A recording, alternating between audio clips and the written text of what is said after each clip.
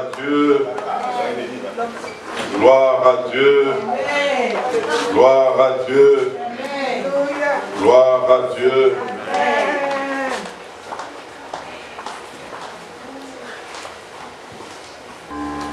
Nous sommes dans Luc chapitre 22, du verset 7 au verset 12. Luc chapitre 22, du verset 7 au verset 12. Est-ce qu'on peut honorer cette parole en nous tenant debout? Nous voulons faire cette lecture en nous tenant debout pour honorer la parole de Dieu. Le jour de pain sans levain, où l'on devait immoler la Pâque, arriva. Et Jésus envoya Pierre et Jean en disant: allez nous préparer la Pâque, afin que nous la mangions. Ils lui dirent: où veux-tu que nous préparions? Il leur répondit: voici, quand vous serez entrés dans la ville, vous rencontrerez un homme portant une cruche d'eau. Suivez-le dans la maison où il entrera. Et vous direz au maître de la maison: le maître te dit, où est le lieu où je mangerai la Pâque avec mes disciples? Et il vous montrera une grande chambre haute, meublée. C'est là que vous préparerez la Pâque. Amen. Nous pouvons reprendre nos places. Merci, que Dieu vous bénisse. Amen. Amen. Je disais que Dieu vous bénisse. Amen. Alors nous allons ajouter un autre texte. Restez assis s'il vous plaît. Nous allons lire Ésaïe 26, du verset 12 au verset 15. Ésaïe 26, du verset 12 au verset combien? Quelqu'un est attentif ce matin? Amen. Gloire à Dieu. Éternel, tu nous donnes la paix, car tout ce que nous faisons, c'est toi qui l'accomplis pour nous. Éternel notre Dieu, d'autres maîtres que toi ont dominé sur nous. Mais c'est grâce à toi seul que nous invoquons ton nom. Ceux qui sont morts ne revivront pas. Des ombres ne s'élèveront pas, car tu les as châtiés, tu les as anéantis. Multiplie le peuple, ô Éternel, multiplie le peuple, manifeste ta gloire. Recule toutes les limites du pays. Amen. Amen. Nous sommes en train de franchir une étape où beaucoup de personnes se préparent pour célébrer la Pâque. Et cette semaine, c'est une semaine qui est spéciale pour plusieurs, mais même d'autres aussi. Ils sont en train de préparer la Pâque, chacun de sa manière. Et ce matin, par la grâce de Dieu, nous allons ensemble comprendre quelque chose en ce qui concerne la Pâque. Et notre sous-thème de ce matin, c'est comment préparer la Pâque. Comment préparer la Pâque. Vous allez voir, le monde a sa manière de faire, mais en réalité, nous devons nous inspirer sur la parole de Dieu en ce qui concerne ce que Dieu veut que nous puissions accomplir. Cette question était aussi pour le disciple. qui était avec Jésus, il pouvait lui poser la question de savoir où est-ce que nous allons célébrer la Pâque. Parce qu'en réalité, c'était toute une grande fête juive et c'était célébré selon la tradition juive. Mais le Seigneur les a amenés à comprendre autrement comment on prépare la Pâque. Alléluia. Le Seigneur s'est mis à parler. Il appelle d'abord deux personnes. C'était qui? Pierre et Jean. Il commence à donner des instructions sur ce qui concerne la préparation de la Pâque. Le choix du Seigneur n'était pas un choix au hasard. Quand il a pris Pierre et Jean, c'était deux personnes qui s'étaient distinguées dans leur marche à côté du Seigneur. Pierre, c'était un homme qui voulait savoir beaucoup de choses auprès du Seigneur. Vous savez, je veux vous dire ce matin, quelqu'un qui a le désir de connaître Dieu, Dieu va se révéler à lui. Amen. Beaucoup de choses dans le royaume de Dieu dépendent de la manière dont nous les désirons. La chose que tu ne désires pas, il est difficile que la chose-là arrive chez toi. Dans le Seigneur, tout ce que nous voulons obtenir, nous devons commencer d'abord par le désirer. C'est le désir qui déclenche une action en nous pour que nous puissions accéder à ce que nous voulons tant. Pierre était du genre. Jean aussi, la même chose. Il était toujours attaché au Seigneur. Et là, le Seigneur les envoie avec une parole. Et cette parole était prophétique. Il dit, allez dans la ville. Et dans cette ville-là, vous allez rencontrer un homme. Cet homme-là, il a une cruche sur sa tête. Ah, suivez-moi très bien. Amen. Tu vas comprendre quelque chose ce matin. Un homme avec quoi? Une cruche où? Sur sa tête. Et lorsqu'on regarde bien, à cette époque, ou même dans d'autres environnements, quand on parle d'une cruche, quelqu'un qui porte une cruche, souvent c'est qui? C'est la femme. La cruche sur un homme. Le Seigneur dit, va dans la ville, tu vas rencontrer un homme. Avec quoi? Une cruche sur la tête. C'est pas normal ça. La cruche, c'est la fête des femmes. Ce n'était pas la cruche. C'était un homme qui avait des problèmes. C'était un homme qui avait une charge.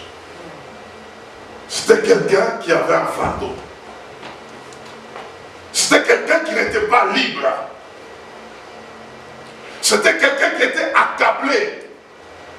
C'était quelqu'un qui était chargé.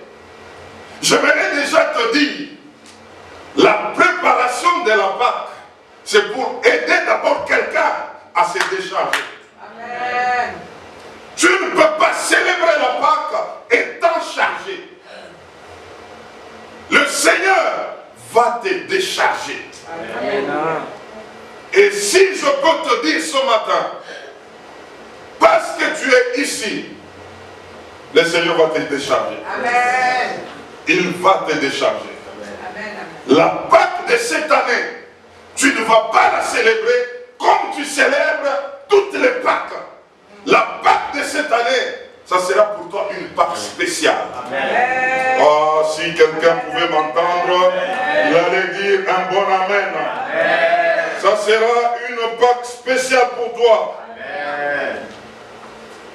Le Seigneur dit, tu vas trouver cet homme qui a une cruche sur sa tête. Mais en réalité, le Seigneur veut dire que l'homme qui a la cruche, il a besoin d'être déchargé. Il a besoin d'être libéré. Il a besoin de se sentir léger.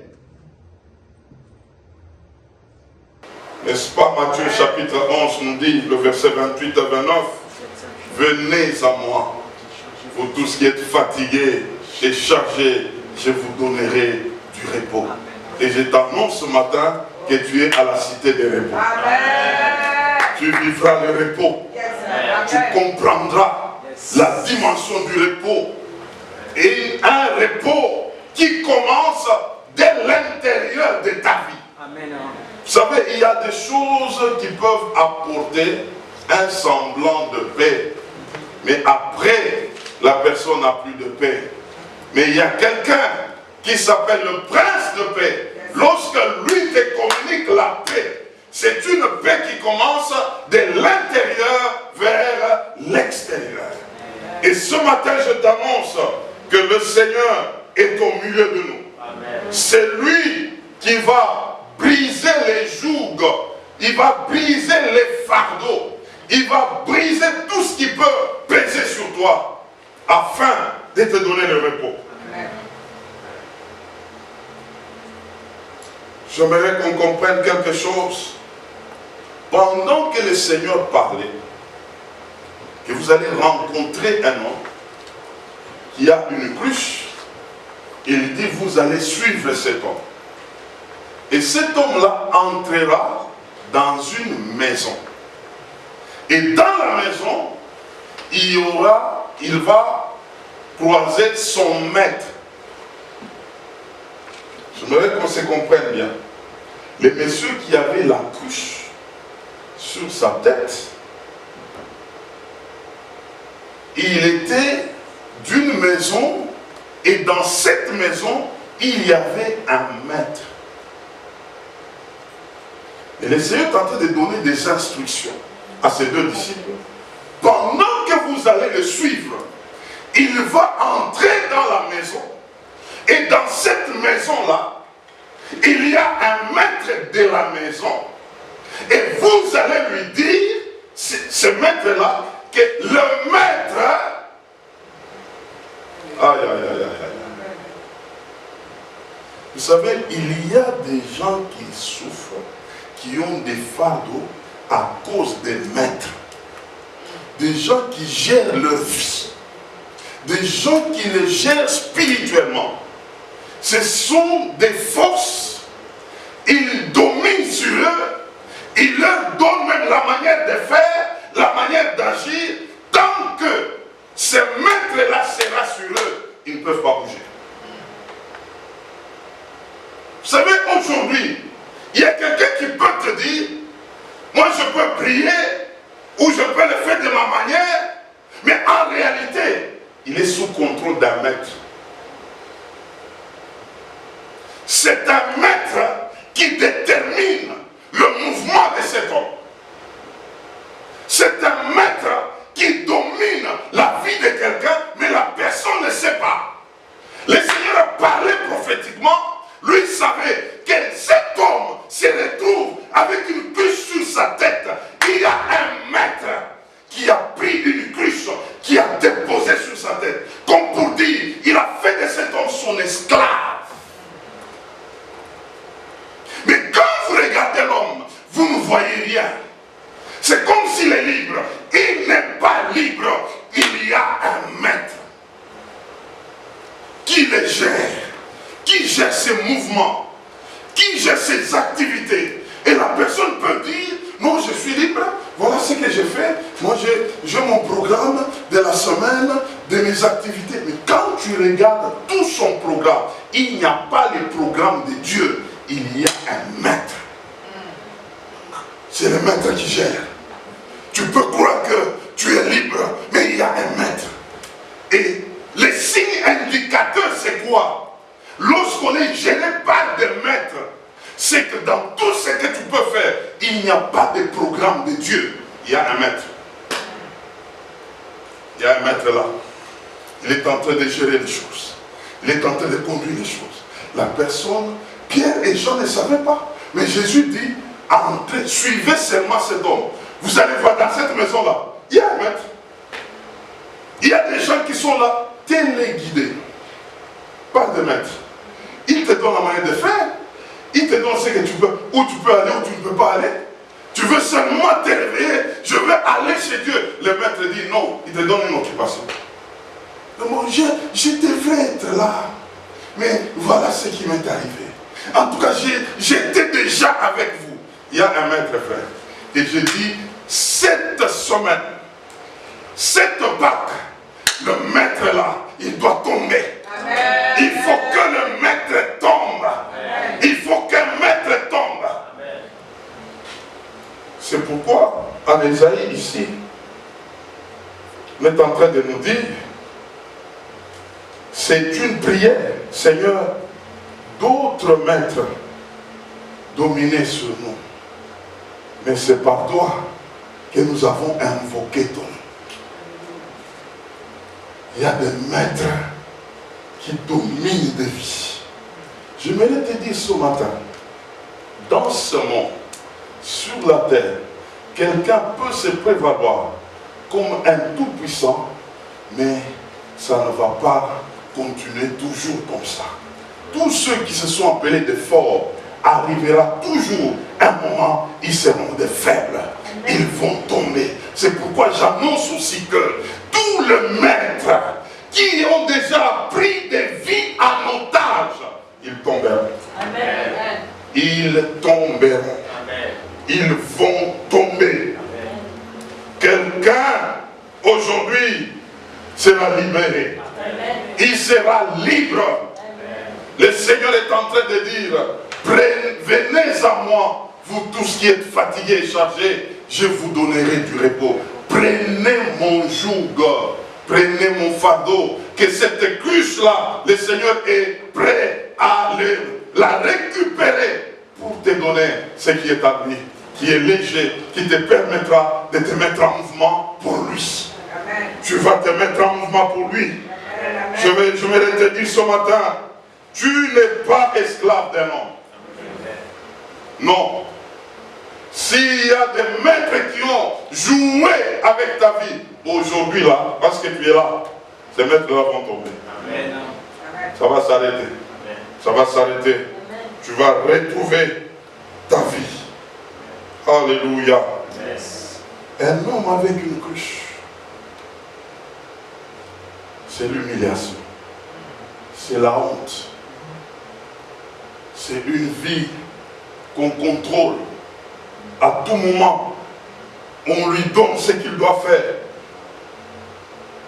Il est limité, mais il ne le réalise pas.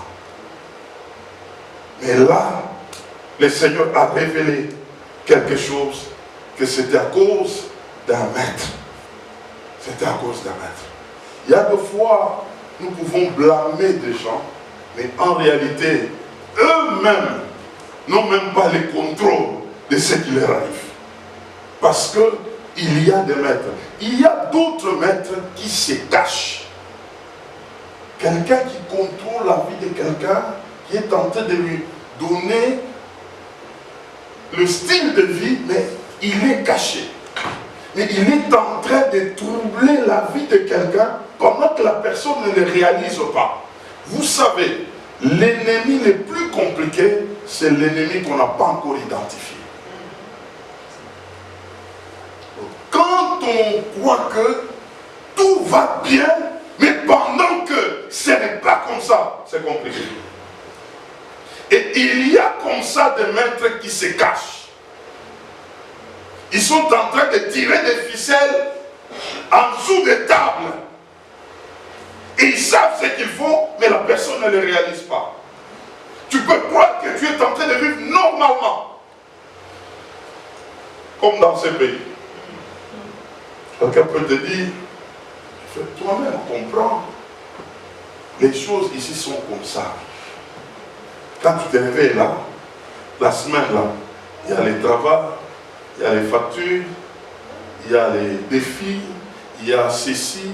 Mais regarde, même Dieu, il va me comprendre. Si je ne bouge pas, c'est très compliqué. C'est comme ça, je serai avec vous en esprit. Je suis là, frère. Papa pasteur, je suis là. Mais regarde seulement. Les maîtres. Les maîtres. Les maîtres. Les maîtres ont fait souffrir beaucoup de gens. Les maîtres ont fait que les gens soient des esclaves. Ils ne réalisent pas qu'il y a un Dieu. Ils ne réalisent pas qu'ils doivent servir un Dieu. Ils ne réalisent pas que c'est Dieu qui détient les souffles de vie. Ils ne réalisent pas que c'est Dieu qui donne la force. Je voudrais te dire, mon frère, la force que tu as, ce n'est pas toi qui en es l'auteur. Il y a un Dieu qui te donne cette force. C'est lui qui détient les souffles de vie pour toi. Mais on va te faire comprendre que tu es libre de tes mouvements. Tu peux bouger comme tu veux. Tu peux organiser le temps comme tu veux, mais sauf le temps de Dieu. Ah, ce message c'est pour toi. Hein? Dieu est bon, hein? Amen. Dieu est bon. Dieu est bon. Il y a des maîtres qui gèrent des vies de gens. Tu as une bonne volonté, mais tu manques le pouvoir. Un maître. Non, en tout cas, je veux bien, mais je veux bien. En tout cas, d'ailleurs, je vous prends à cœur. Moi là, il y a un maître. Tu as la volonté, mais il te manque quoi? Le pouvoir. Et ce matin, tu auras le pouvoir. Amen. Tu auras le pouvoir. Amen. Tu sauras quand c'est le maître qui veut s'accaparer de ta vie. Tu vas lui dire, stop, stop. Je connais tes malices, ça ne va pas se terminer comme ça. Moi, je suis appelé de Dieu, j'ai un plan avec Dieu. Si je suis là, ce n'est pas seulement pour être dans les affaires du monde, je suis là pour que la gloire de Dieu se manifeste dans ma vie. Amen. Mes frères, lorsque le Seigneur a envoyé ses disciples, et il a dit, allez dire à ce maître, où est l'endroit là que moi je vais célébrer la Pâque? C'était un ordre. Un maître qui rencontre un autre maître. J'aimerais te dire, notre Seigneur, c'est le Seigneur des Seigneurs. C'est le roi de rois.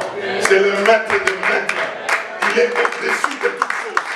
Il n'y a aucune situation qui peut s'élever au-dessus de notre Dieu. J'aimerais te dire, frère, avec Dieu, tu es capable de tout.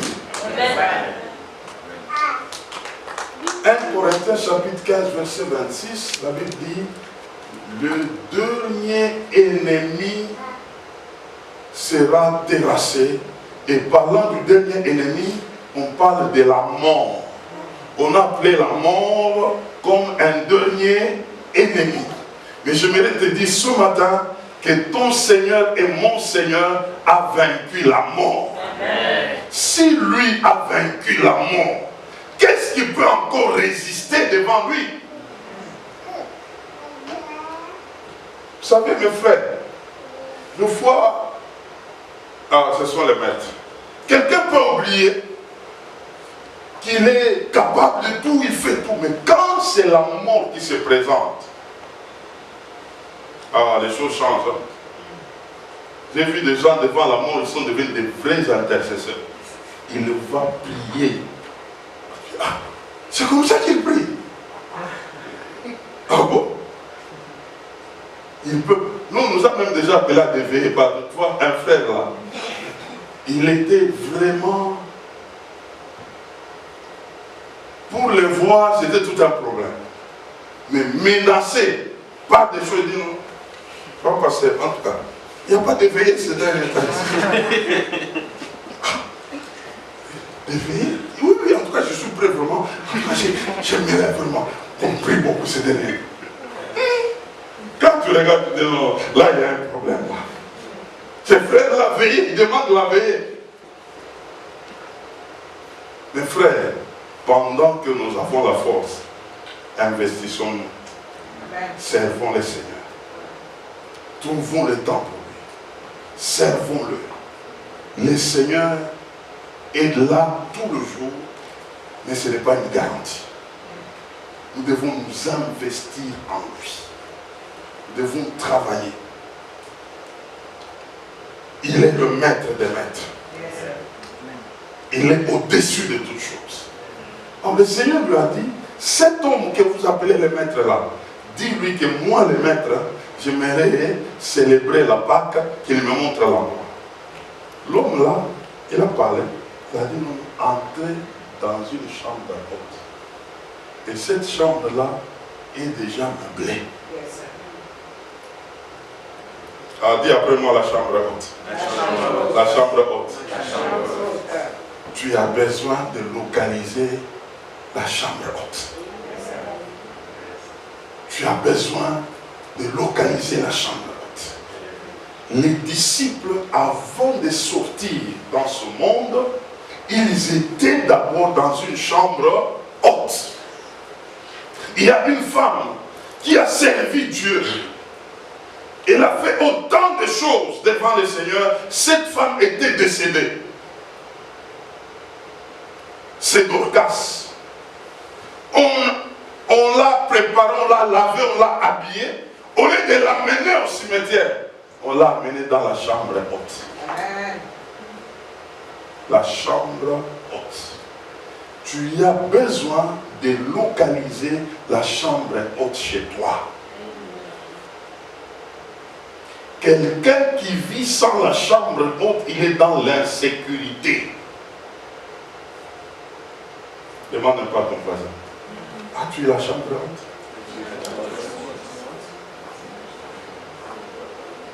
Et cette chambre, le Seigneur dit, elle est meublée.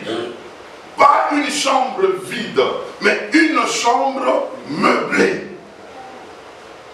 Mes frères, mes sœurs, avant d'expérimenter un changement remarquable dans la vie,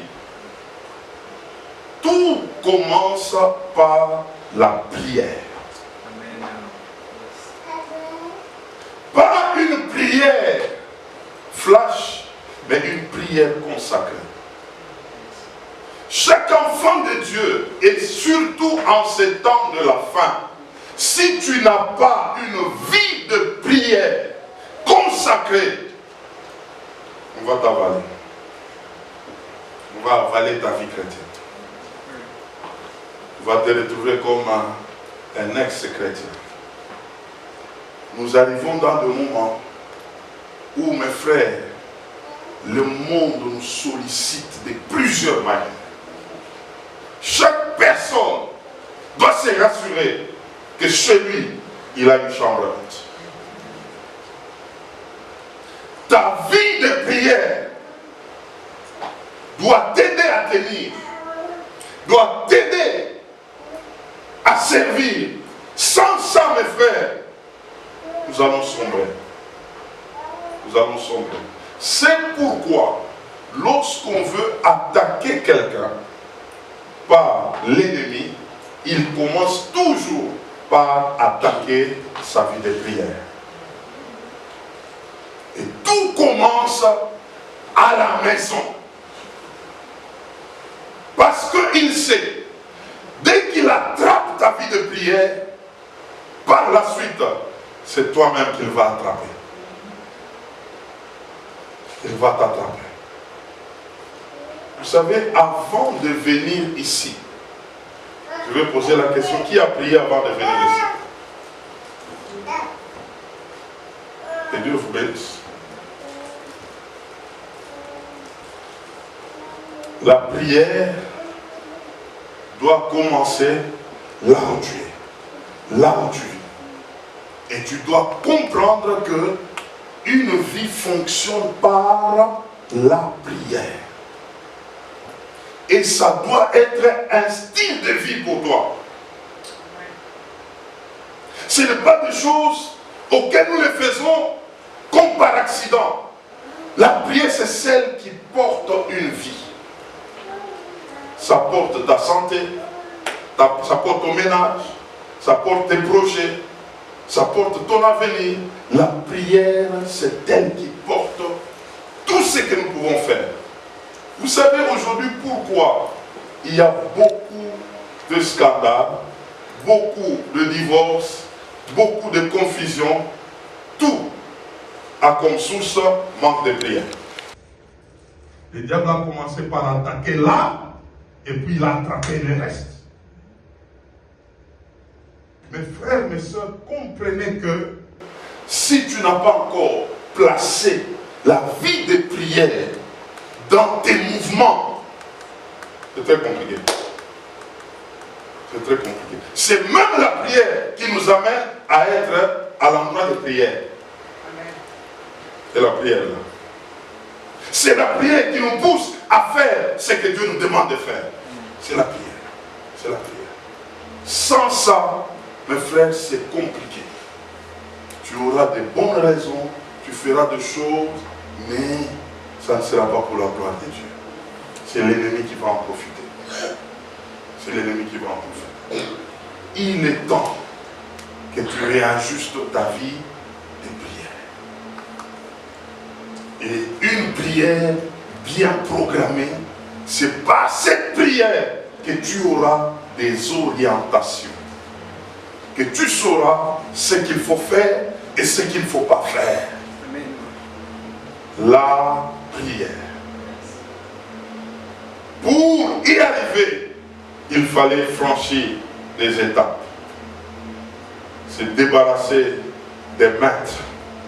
Et aujourd'hui, j'aimerais te dire, tu as besoin de t'élever pour que les maîtres qui dominent, qui te gèrent, même en coulisses, puissent tomber. Tu en as besoin. Tu en as besoin. Nous sommes en train d'avancer dans une étape où sans la prière, mes frères, rien ne va se faire. Rien ne va se faire. Vous allez comprendre que le Seigneur, ce qu'il a fait avec ses disciples, il les a préparés à la Pâque parce qu'il devrait affronter une situation qui était très difficile. C'est pourquoi il les a préparés à la prière. Nous avançons dans un monde où nous allons confronter des situations. Frère, vous savez que on peut prier pour la paix du monde, mais en réalité, nous allons vers des situations difficiles, compliquées. La paix que nous pouvons demander, c'est nous-mêmes qui allons en jouir, mais pas le monde. Pour affronter, il faut que tu sois en prière. Il faut que ta vie de prière tienne. Il y aura beaucoup de vents qui vont commencer à secouer des nations, à secouer des peuples, mais ceux qui tiendront, c'est seulement ceux qui comprendront la place de la prière, c'est laquelle, et je dois m'engager. Je dois m'engager. J'aimerais réveiller quelqu'un. Et d'ailleurs, c'était ça mon objectif de ce matin, parce que nous préparons notre séminaire vendredi, samedi et dimanche sur la Pâque. J'ai voulu te réveiller d'abord que cette semaine, essaie un peu de changer des régimes de prière. Implique-toi un peu dans la dimension d'une prière. Je parle d'une prière personnelle. Donne-toi des moments précis où tu peux te mettre devant le Seigneur afin que le Seigneur te parle. Est-ce que quelqu'un m'entend ce matin? Amen. Où est-ce que tu vas? Ça va se passer comment? Tu as besoin de t'arrêter un moment et d'interroger le Seigneur pour que le Seigneur te parle, pour que le Seigneur t'oriente, pour que le Seigneur t'éclaire. Tu as besoin de la prière. Et une prière personnelle. C'est cette prière-là qui va remettre de l'ordre. C'est cette prière-là qui va te communiquer un nouveau style de vie. C'est cette prière-là qui va t'éclairer à faire autant de choses. Sinon, mon frère, ma soeur, tu vas te retrouver à un certain moment, tu vas commencer à chavirer. J'aimerais terminer en lisant ce passage d'Ésaïe 26 et le verset 13.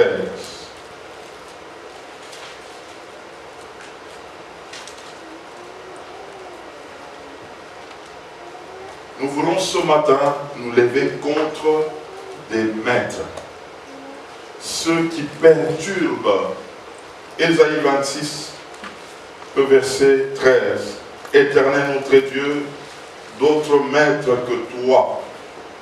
Ah, ce matin, j'aimerais que ça soit lui seul qui va diriger ta vie. Amen. Et ici on nous dit, ont dominé sur nous. Mais c'est grâce à toi seul que nous invoquons ton nom. Grâce à lui, que tu sois tiré de toute la situation de maître. Grâce à lui, que tu t'élèves. Grâce à lui, que tu écrases l'ennemi. Grâce à lui, que tu prennes de nouvelles décisions. Grâce à lui, que ta vie prenne une autre tournure. Est-ce qu'on peut s'élever?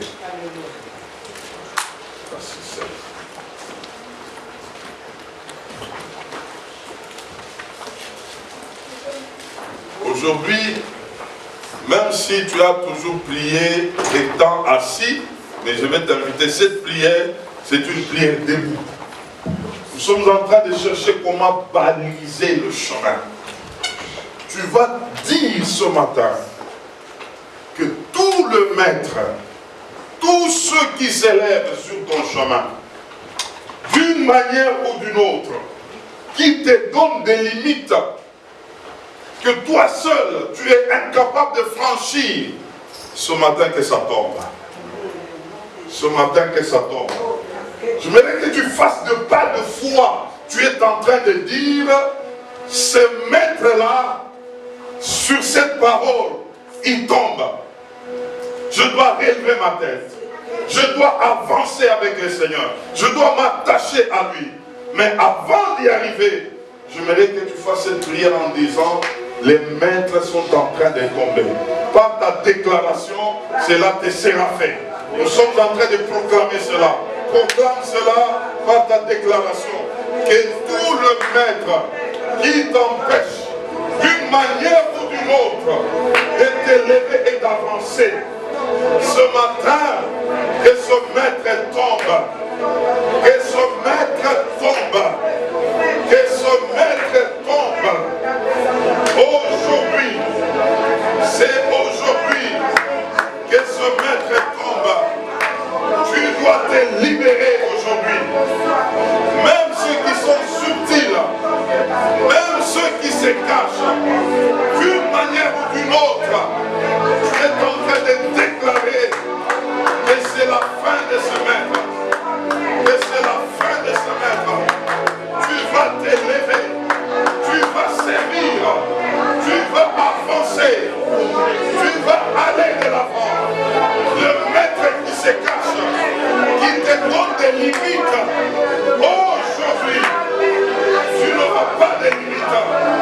Tu vas t'élargir, tu vas avancer, parce que ce maître sont en train de tomber, sont en train de tomber, sont en train de tomber.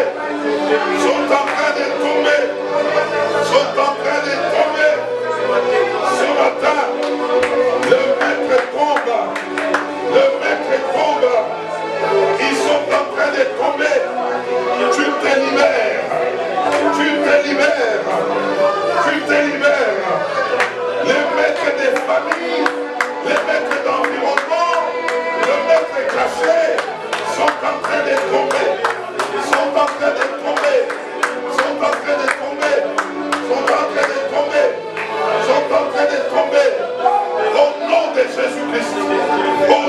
Jésus-Christ. Au nom de Jésus-Christ. J'aimerais te dire une chose. J'aimerais te dire une chose. Regardez cet homme. Un homme avec une cruche sur sa tête. Tout fardeau, toute charge, tout poids, tu peux sentir comme si il y a quelque chose qui pèse sur toi. Que ce soit un problème, que ce soit une situation, quand tu regardes à ça, tu te sens même fatigué. Aujourd'hui, ça va tomber. Aujourd'hui, ça va tomber. Il y a une charge, il y a un problème, il y a quelque chose, c'est comme on t'a infligé pour te mettre toujours par terre. Nous voulons nous attaquer à cela. Aujourd'hui, en partant de ces lieux, tu te sentiras léger. Tu te sentiras libéré. Le poids là va tomber. Ça va tomber ce matin. Tu es en train de l'identifier. Tu es en train de dire, j'ai